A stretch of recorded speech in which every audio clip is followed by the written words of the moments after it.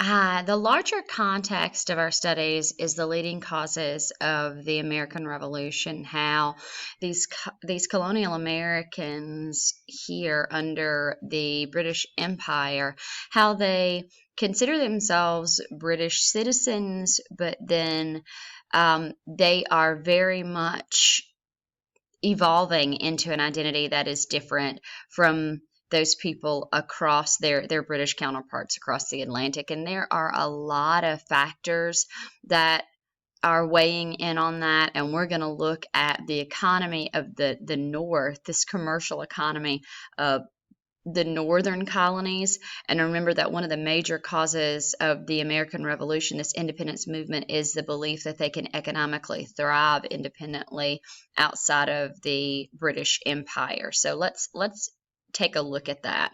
Commerce grows in northern cities. The Navigation Acts, as we previously mentioned, are a part of that. In New England, they're required to invest pretty heavily in shipbuilding.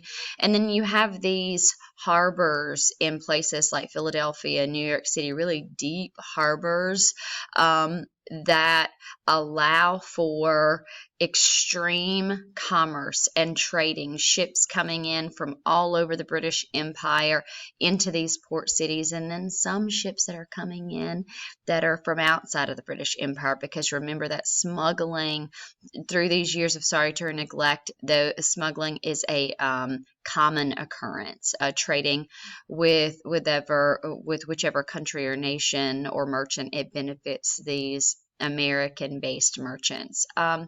So the North represents an economy that is diverse. So you have small-scale family farms, yes, in New England, but you also have a great deal of herding.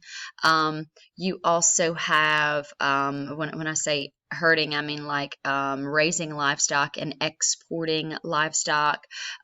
So there's in the northern colonies of New England, because the soil isn't adequate for large scale farming. The farming is going to be just really small family farms, and then people are going to generally be engaged in trade, in some sort of trade. There is a good middle class, professionals in New England as well. You see universities and colleges like Boston has Harvard by the 1700s, and so an educated middle class with jobs of that class, as in doctors and lawyers and educators and such. You also see in the middle colonies of New York and New Jersey and Pennsylvania, on their western frontier, you're going to see a large-scale farming, really, and it's farming in grain. It's mostly farming in grain, so large-scale farming. But because this kind of farming doesn't require as much arduous labor, slavery is just not needed there. So these commercial northern locations also develop an urban appeal. Okay, so the lifestyle is urban, meaning that population in these cities, population density is high. Large numbers of people live in closer quarters in these urban cities, and from that you see, the cultural components that come out of urban life, art and theater and entertainment and that sort of thing. We mentioned those deep harbors already. Philadelphia is the second largest city in the British Empire. It has that very urban plan to it. All right, so this I have previously mentioned, but I want to hit home here because we're talking about causes of the American Revolution. Okay, there are large numbers of Germans coming in, and the Germans are agrarian, and they're looking for land ownership and farming. So very rarely do they go into the cities. They're going to go into the middle colonies where farming is thriving, or they're going to go into the southern colonies where you see a great deal of farming as well. So there is diversity amongst country in America when it comes to countries of origin. Okay, and so that's going to water down. It will dilute the allegiance that many people in the American colonies have to Britain. If these individuals are coming from various home countries around Europe, that's going to weaken their allegiance and ties to the mother country of England. Okay, and we mentioned already that slavery isn't as necessary in the North, so the populations of slaves will be much fewer in northern colonies than in southern colonies. And that's as we examine how these colonial regions evolve differently, that's an important aspect to understand, is that the regions of British colonial America are evolving distinctly and differently. Okay, so quite interesting here in the 1690s, a series of events transpire that we have come to know as the Salem witch trials. Now, let's just kind of study the larger context here.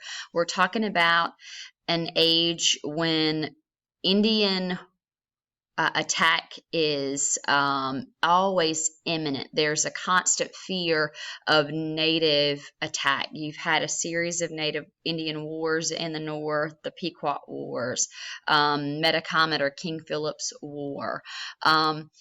And there is tension always between natives and these white settlers on the East Coast. Okay, so that's an aspect to kind of let sink in as far as the context here.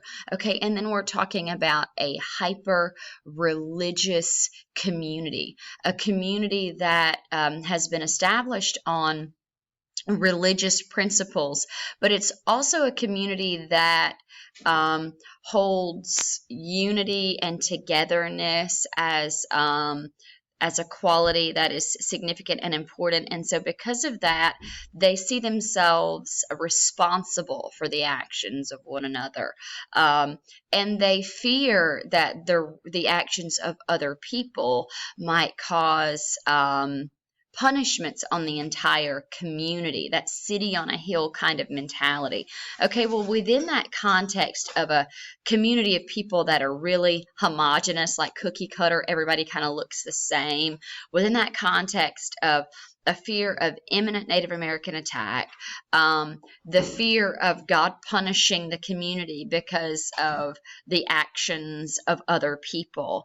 Within that context, in the 1690s, the Salem witch trials occur, and there's some other underlying issues as well. But the Salem witch trials start with this slave girl named Tituba and a couple of young white girls. One is a daughter of a pastor in New England, or Salem rather, the city of Salem, which is in a larger New England. They're playing a little game that Tituba's taught them, looking into it's a primitive crystal ball. They crack an egg in something and they're looking for the face of their future husband or something. So the girls end up like convulsing. They go into convulsions and they assert that they have been possessed by the devil. And so this thing blows out of control. They start to point fingers at others who they say are witches, and the city government puts these people on trial. Mostly they're women. They're most all women, and they're marginalized women that come from impoverished backgrounds, or like Tituba, someone who is a slave. And it also exposes to the student of history the Puritan belief about women, that they're weaker mentally, not just physically, but they are mentally weaker. And it also shows us some weaknesses in their social order. We do see, in comparison to Southern colonies, we examine the Puritans as having more, a larger middle class, a an economy and social structure that is that allows for social mobility a little bit more. But women within the context of Puritan society, they are certainly marginalized, and there's little opportunity for social mobility for them. The Salem witch trials come to an end after almost 20 people are hanged on Salem's gallows. The accusations get so out of hand that they accuse the governor's wife of being a witch, and it just all comes to a screeching halt. This is also a turning point in thinking. Okay, we can identify the Salem witch trials as a turning point in the way that many people think. We're on the cusp of the American Enlightenment. Early 1700s, we enter into sort of a new age of thinking, this American Enlightenment. So the Salem witch trials kind of represents an end to an older order of thinking. So the American Enlightenment, or we'll just say the Enlightenment, is inspired by really European philosophers and European thinkers. They're writing quite a bit about science, invention, that sort of thing, but also about the nature of government. John Locke is considered an Enlightenment thinker in a second treatise on government, writing about the purpose of government to protect life, liberty, and property. And then you have, this is your age of Galileo. Okay, so then you get into the 1700s in America, and as these ideas cross the Atlantic Ocean and come into America, they become something new and distinct here in America. And so the primary Enlightenment thinkers here in America are your Ben Franklin. Franklin does scientific experiments in his home in Philadelphia, and you guys have heard about many of his experiments with the kite and electricity, and even with like inventions like bifocal lenses and stuff like that. He will open up his home for experiments, and people that come and witness these things, they'll take them back and they'll do similar things in their own home. So Benjamin Franklin is one of those leading Enlightenment figures in America. And then, of course, Thomas Jefferson. Jefferson is a leading Enlightenment political thinker. And he will be a strong proponent of a new government order in the Americas. And I will go ahead and pause and say that many of Jefferson's ideas conflict very much with his actions, and we'll examine that as we move through the Revolution period. Okay, and finally, another movement that is very similar to the Enlightenment, but is a religious movement, is called the Great Awakening. In the 1730s and 40s, a revival sweeps New England. A religious revival movement will sweep New England. And this also comes from Europe. Men like George Whitefield come in from England preaching salvation through grace and good works, and like individual power to save themselves. And these ideas become American, and you get some leading American ministers like Jonathan Edwards, who will stir the hearts of Americans and teach some new ideas. Okay, so what are some of the new ideas of this Great Awakening? How does it impact America, and what does it have to do with the Revolution? Let's talk about that very quickly. So Jonathan Edwards is teaching a new doctrine that conflicts with older Puritan doctrine. Okay, older Puritan doctrine teaches predestination. The Puritans see themselves as like predestined. God has already determined that we, the Puritans, we've got it and we're going to heaven. So it's already predetermined.